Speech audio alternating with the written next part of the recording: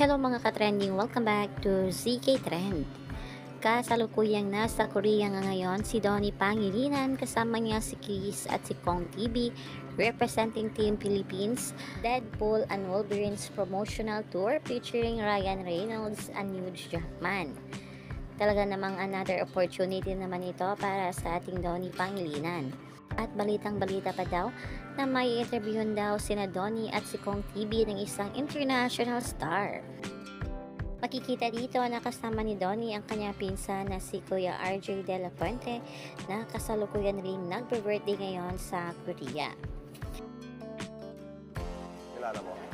Ayun. Pakita mo lang.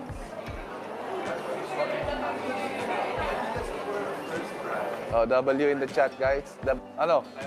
Ready ka na? Biyang gabi, kapag ano, Okay. at may lakas ka pa. Dinner tayo mamaya. So yun, guys. Kami. Oo. Pero hindi namin sabihin kung saan na. Oo. So, plastikan lang muna ako kay Donnie. Kasi babansi pa kami dyan. Pero ngayon, plastikin muna natin, guys. Para lang. Dito lang. Kasi meron kaming gagawin ngayon na trabaho rito. Ang trabaho na gagawin namin dito, hindi, pwede ko naman sabihin. Okay lang.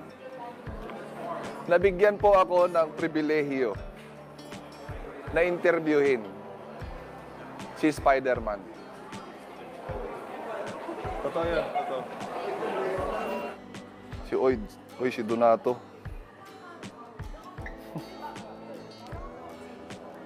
Saan ako connect yan?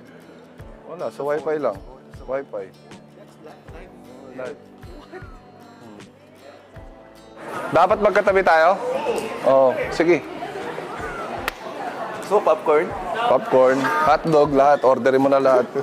So dito guys, best friend kami ngayon. Pero paglabas taas nito lahat. Alam mo na, ha? Oo. Oo. Ano na ulit kami. Pasok na tayo.